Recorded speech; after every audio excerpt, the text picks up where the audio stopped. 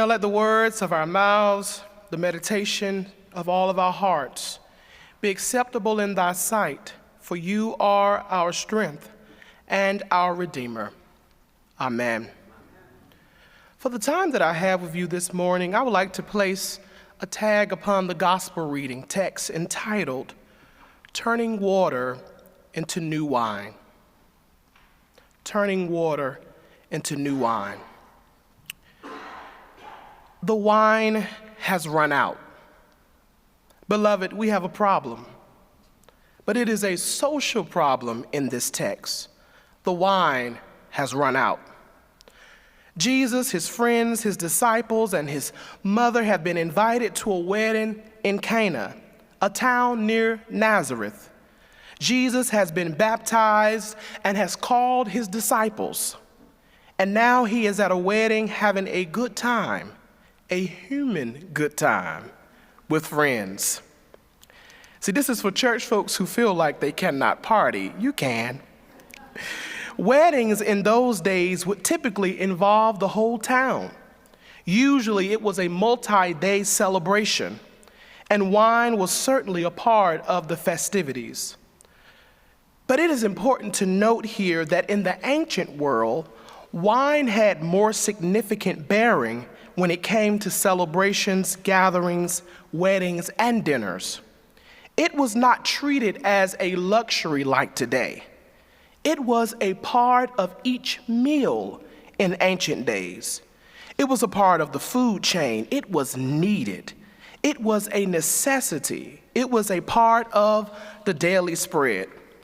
And in his commentary of John 2, Andrew McGowan, Dean of Berkeley Divinity School at Yale, writes, modern Westerners may think of wine as only a luxury and an intoxicant, which can lead to the assessment of its parabolic or historical appearance in Jesus' story as meaningless. Yet, for the ancients in Galilee and Judea, it was an effective way of storing the food value of the vines. It was a part of their lives. So what happens to this young couple is a wedding disaster. They run out of wine. This is a failed party, a horrible start to their life together. This will be the talk of the town. This will be shame of the highest order. The wine has run out. Memorial Church, in my homiletical imagination, like this couple in the text, it appears that the wine has run out in our world. Tomorrow, if I could be honest, Monday, January the 20th, 2025, the United States of America will experience the juxtaposition of Martin Luther King Jr. Day and Inauguration Day for the second time in our country's history. I am sure the irony of tomorrow begs the question, is America truly walking in the beloved community that King fought for? I am sure that a number of people have mixed feelings about tomorrow and have anxiety about what our future holds. As one writer states, regardless of how we may feel about the candidates who are inaugurated, the overlay of these two events calls us to clarify exactly where we put our hope and what kingdom are we proclaiming. Beloved, the wine has run out. I must say that I often lament MLK Day because each year it is an exercise in taking quotes from King out of context. So many people who would not support what Dr. King stood for will use tomorrow as an opportunity to cherry-pick quotes from King's legacy to proof text a sanitized version of King that bears no resemblance to the man who was deemed the most dangerous man in America. It begs the question, what king are we really celebrating? If we're going to truly celebrate his legacy, we must remember the king who called America to face its history and turn to justice. We must remember the king who stood up against the triple evils of racism, poverty, and militarism. We must remember the king that stood up against the war in Vietnam. We must remember the king who, from a jail in Birmingham, Alabama, who wrote a letter to white moderate preachers who said that king should be silent and slow down. We must remember the king who, in the last days of his life, was organizing a nonviolent march on Washington to push Congress to enact a Poor People's Bill of Rights. We must remember the king who, in his last moments on earth, was in Memphis, Tennessee, standing with the poor sanitation workers. Is that the king that people will celebrate tomorrow? We must remember king who called America to look into the mirror to see who we are. And if we're going to transform our nation, we have to remember our history, but we must tell it correctly. Although we would take tomorrow to quote Martin, the truth is our nation still doesn't want to face its truth and history. The wine has run out. In the Washington Post article by Michael Norris entitled, "Germany Faced Its Horrible Past, Can We Do the Same?" Norris writes, barely 3 generations ago, Germany hosted horrors that killed millions and left the nation split in two. This was not a legacy that most Germans were inclined to honor. And yet today, less than 100 years after the rise of Adolf Hitler, Germany has made a prodigious effort to come to terms with its past. This collective culture of atonement is captured in the 8 syllables and 26 letters that comprise the German word Vergangenheitsbewältigung. It's a mouthful. I wonder, did I get it right? But you cannot miss this. In Germany today, children learn through their teachers and textbooks their history, and they are taught to never repeat it again. Plaques and markers in many German cities note the locations of synagogues, schools, and Jewish neighborhoods that were raided and razed by Hitler. Roughly 75,000 small brass stumbling stones are embedded in the streets and plaza of hundreds of towns throughout Germany. Can we do the same? We must face our history in America, but it seems like we're always trying to ignore it. Post-racial syndrome. We elected President Barack Obama. Shouldn't we stop talking about it? But the wine has run out. When we spend hundreds of billions of dollars of tax breaks to 1% while veterans sleep on the streets in this country, the wine has run out. When we have families across this nation standing at board meetings fighting that Black history not be taught in our schools, the wine has run out. Today, we will see that over a dozen states have introduced legislation to prevent the teaching of history, Black history, in schools. It makes you wonder why. Why is it that America doesn't want to remember? Because in order to move forward, you have to face what it has been. The wine has run out. When we have more people in jail than any other country on earth, the wine has run out.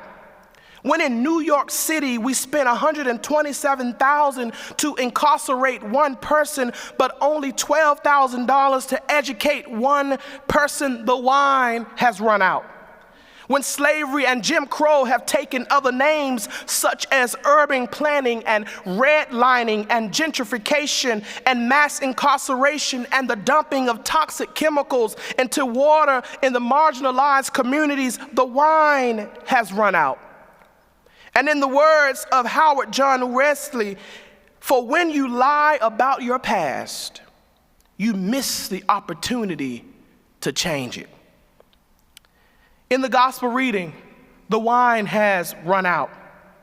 It looks like there is no hope and that things cannot be changed. The jars are empty. A young couple will surely be embarrassed. The party is over. However, thank God for the women. Mary does not overlook the issue. Jesus' mother, she faces it. The wine has certainly run out. We cannot ignore it. We have to see it for what it is. But she doesn't just see it. She seeks for a solution. Like a caring mother, Mary, Jesus' mother, prods him to save a family from the shame of poor hospitality. Jesus, who initially was reluctant, because his hour had not come, quietly steps in to meet their needs.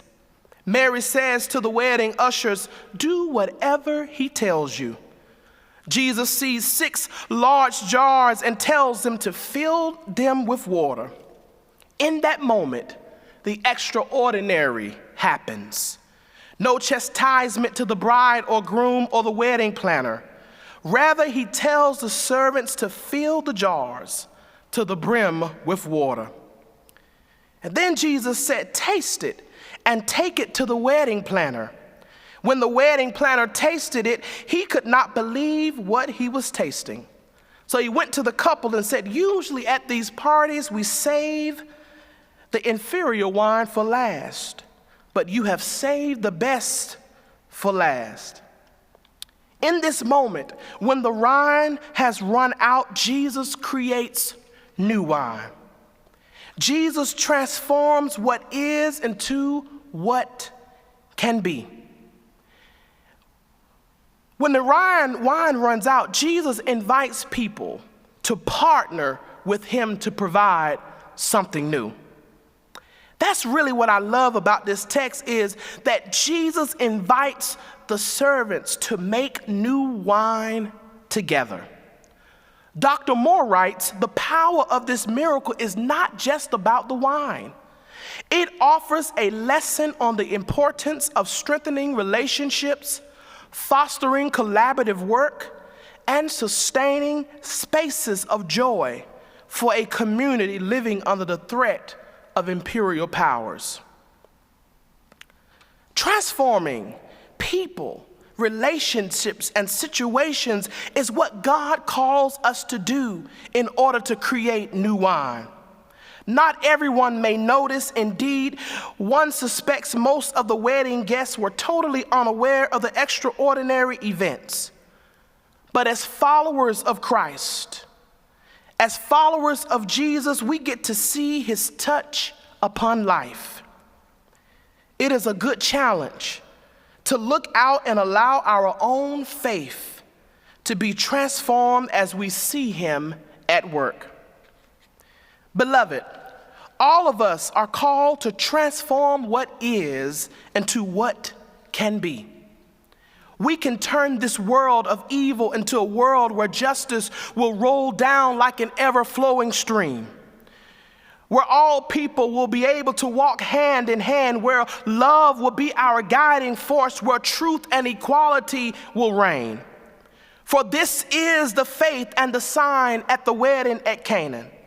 For this is the faith of the ancestors who fought to turn water into new wine. This is the faith and the collaborative faith that flowed from people such as W.E.B. Du Bois, Ida B. Wells, and Frederick Douglass, and Harriet Tubman, and Ella Baker, and John Lewis. This is the collaborative work that flowed from Fannie Lou Hamer, Ruby Bridges, Maya Angelou, and Bayard Rustin. This is the faith that flowed from A. Philip Randolph, Malcolm X, Claudette Colvin, Medgar Evers, Dorothy Height, Robert Smalls, Marcus Garvey, and Thurgood Marshall. This is the faith, the collaborative faith that flowed from Sojourner Truth, William Seymour, Henry Highland Garnett, Sarah Raymond, Mary Ann Shadd Cary, Zorro Neale Hurston. This is the faith of those who chose to transform the water into new wine. This is the faith of a people who dared to transform what was into what could be. Those in the midst of chattel slavery, Jim Crow, and racism joined together to create a new reality. They took what they had and made it into new wine. When they were restricted to inadequate education, they yet became literary luminaries, turning water into new wine. When all they had were schools and basements, yet they took those basements and transformed them into historically black colleges and universities, turning water into new wine. When they had to preach by the swamps and praise secretly in the brush harbors, they had to worship in the invisible institution, they still declared their faith in a God of liberation, turning water into new wine. When in slavery, they created songs and spirituals that would lead to freedom through the Underground Railroad. They turned water into new wine. For this is the faith of the ancestors. For this is the faith of the allies who dared to join in the fight. For this is the faith of Christ at the wedding at Cana. As we celebrate Dr. King's holiday tomorrow, may we remember that this was the faith of Martin Luther King Jr. We must not forget that faith and religion is what birthed Martin. He was born and birthed out of the black church. King is often separated from his faith. But we must remember that King grew up in the church. His father, grandfather, great-grandfather were all preachers. His only brother was a preacher. His uncle was a preacher. And we must also remember, if I can tell you a story about the importance of his faith and the importance of his father, when Martin Luther King Jr.'s father returned from a trip in Germany in 1934, and they were seeing what was going on around the discrimination to the Jewish community, his father learned about Martin Luther, who was a part of the Protestant Reformation. And when he came back, he changed his name and his son's name. So Martin's name originally was Michael. But his father, who was deeply involved in the faith and the liberation of God, said, I want to transform your name. The power of his name being changed. Martin's faith was steeped in the liberator of Jesus Christ. For it was King who said these words, but before I was a civil rights leader, I was a preacher of the gospel. This was my first calling, and it still remains my greatest commitment. And as I go to my seat, may we remember the faith of Jesus Christ that fueled Martin's work. This was a faith that pushed him to work towards transforming a world of racism, violence, and oppression into a world of love, mercy, care, and compassion. Martin had faith. I remember this story that at midnight, Martin tells that over a cup of coffee, after King received phone calls threatening to kill him and blow up his house during the Montgomery bus boycott, which gave a fear-stricken Dr. King a sense of God's unshakable presence. All he had to lean on at the end of the day was his faith in Christ. He had to forge, in the words of Dr. King, his own relationship with Christ.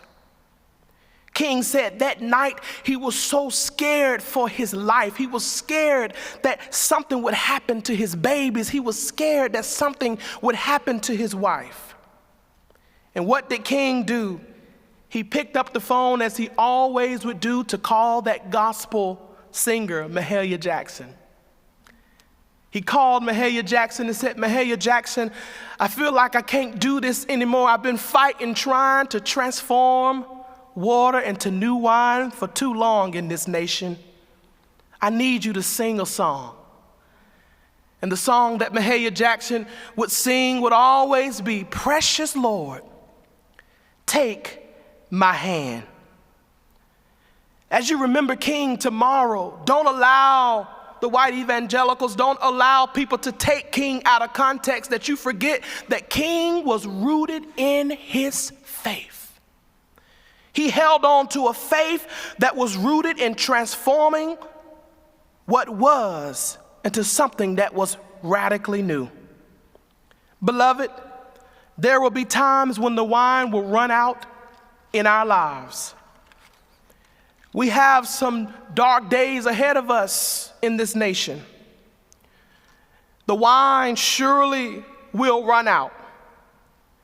But I encourage you, before I go to my seat, Memorial Church, that when those dark times arise, may we come together as a community and fill the jars with water, trusting that we can work together to change this world into a world of love and peace.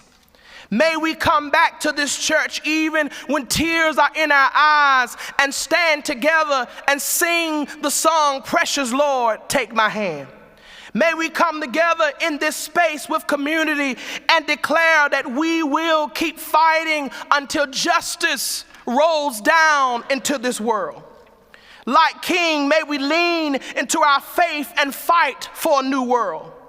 May we not be blinded by the resurgency of white nationalism. May we not be blinded by the hatred that we'll soon see all over this nation. But may we remember that God can turn water into new wine. May we lean into a faith of the one Jesus who took what was and created a new reality. May we sing the song, Precious Lord, take my hand, lead me on and let me stand. I'm tired, I'm weak, I'm worn. But through the storm and through the night, lead me on until the light. Let us turn water into new wine.